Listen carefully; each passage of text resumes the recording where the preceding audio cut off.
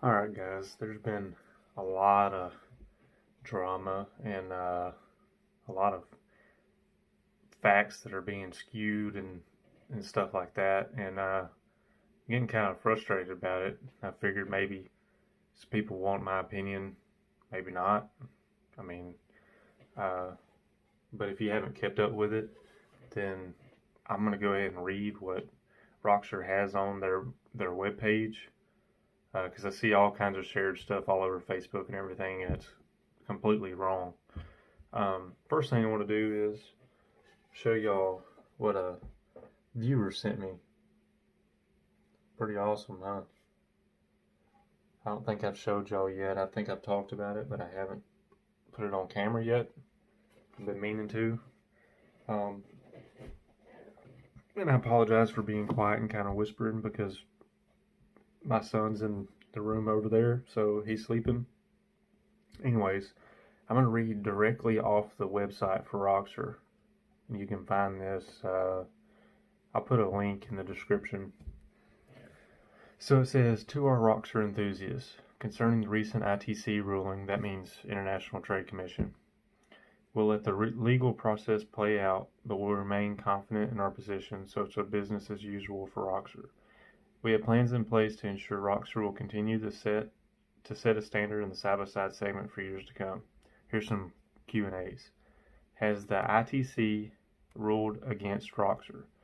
No. At this time, there is an initial determination from an ITC administrative law judge. Okay, that's going to be referred to as ALJ, so I don't have to keep saying that. Administrative law judge.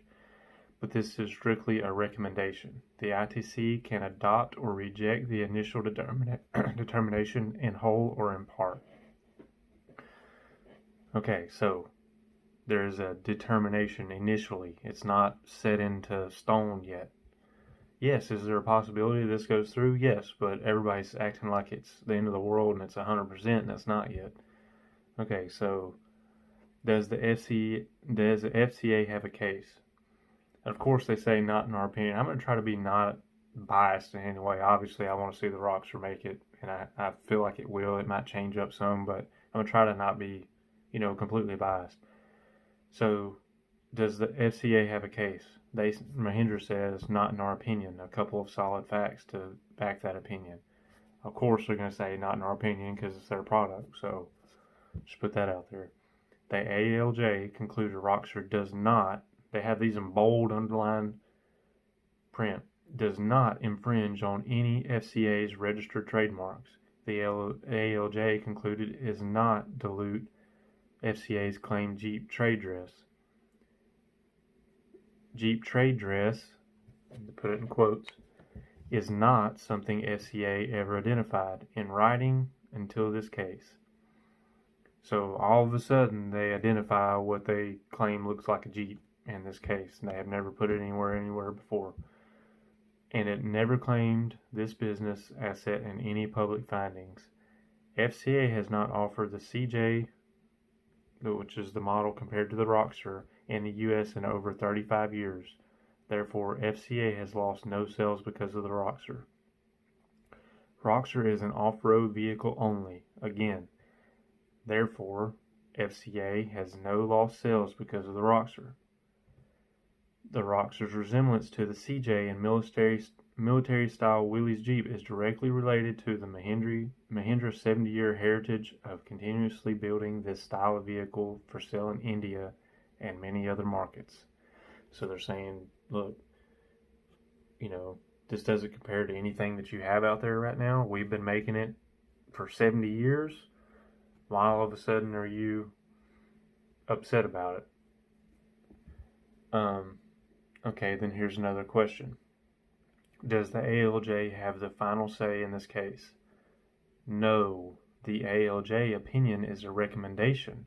The ITC has the discretion to either adopt the opinion in whole or in part, or rewrite parts of it completely reject it. So that means, once again, this is not set in stone. This is not, Rockstar's not facing doom right now. This is just a recommendation that goes to a step higher. How do we know who wins this case? We must wait for the final ITC review. This could take months. Even then, we are planning for all contingencies. So that tells me somewhere behind some closed door, there's Roxors being built or designed with a whole new body or something. I guarantee you they can keep the frame and all the parts and everything and just, I mean, for one, this thing offers a diesel. So, you know, Jeep, to my knowledge, has never been offered with a diesel before. So there's one, like the powertrain's not even the same. Okay. So I guarantee you the body's been changed, been redesigned. They probably have all kinds of different designs ready to go if, you know, to shoot back at them if they have a problem. Is there a cease and desist order for the Roxor? This is the main thing I keep seeing shared. And they say absolutely not. It is business as usual. Okay. Why are there articles being published to the contrary? Before I give you the answer, I'm going to tell you my answer, because it's fake news. We live in an age of fake news. Everybody gets off to all the drama and sharing false stuff on the internet. I'm sure you already know that.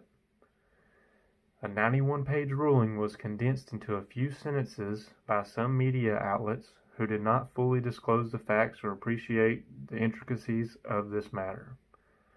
Sounds like CNN to me. More facts are outlined below. Full statement is below. It's telling you to scroll down if you want to see the full statement. Will I still be able to buy a Roxor and Roxor parts? Absolutely. There is no disruption with our retail business. We are operating business as usual. So they just keep stressing that.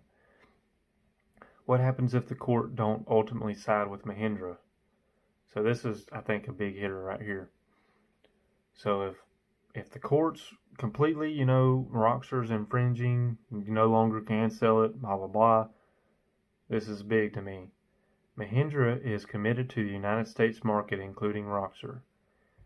We have been preparing for all scenarios. The plan is to always have Roxor, its parts, and servicing available to our consumers and fans.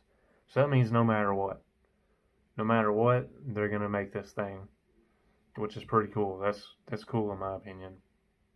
And judging by the way they've been taking care of people with warranty and stuff, and everybody, all the dealers, anything they have to say about Mahindra has been positive. I've talked to several. Okay, so then there's a big full media statement. Like I said, I'm going to read through this real quick. Like I said, I'll link this in the description and you can read it for yourself, so you know I'm not lying about any of this, but there's about 5 more paragraphs there, and they're basically just saying, you know, Jeep is calling this their trade dress. It's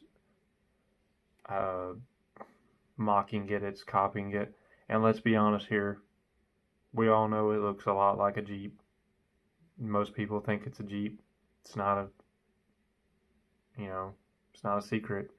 But when you talk legally, if what they're saying is correct, and there's been no definition, how do you define your trade dress? And if you've been making this for that long, why is it all of a sudden a problem now? I'm not a lawyer, I don't know. I mean, I'm just trying to read in this and be as fair as I can. If you want to get legal with it, you know, what can you really do about it?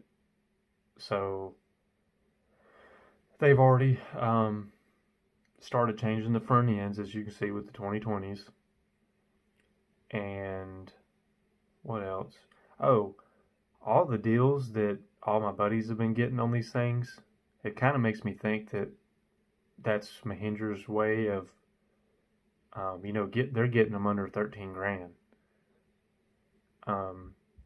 It kind of makes me think that Mahindra's like, look, let's get rid of all of these 2018s and 2019s. That way we can officially say we do not sell from our factory anything that looks like that.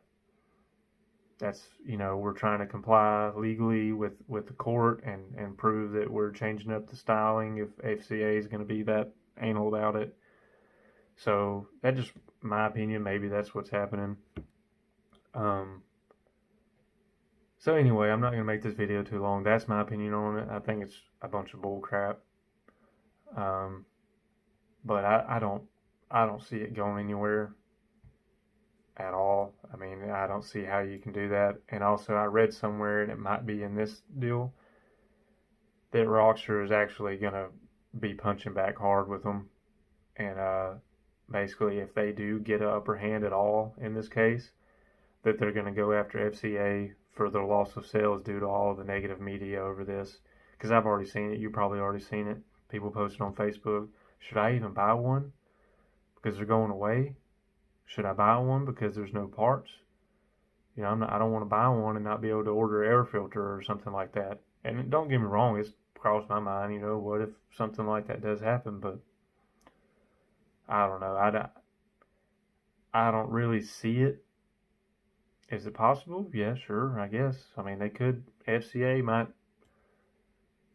pull through. They might have a bigger lawyer or something. Maybe plays golf with the ITC or something. I don't know. But anyway, that's my thoughts on it. We do have a bunch of content coming up. We're going riding tomorrow, which is this Saturday, and there should be 4 or 5 Rockstars there. So I'm hoping to get a bunch of clips. I'm going to start charging my drone and my GoPro, all that, to hopefully get some good footage. So I still have like 2 videos I haven't wrapped up.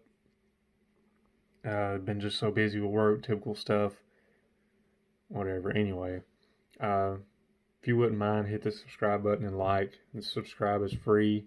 I'm gonna probably do that in the next few videos. So just see if I can get a little bump. We're almost at 10,000. Anyway, just stay tuned, and we got some more content coming for y'all.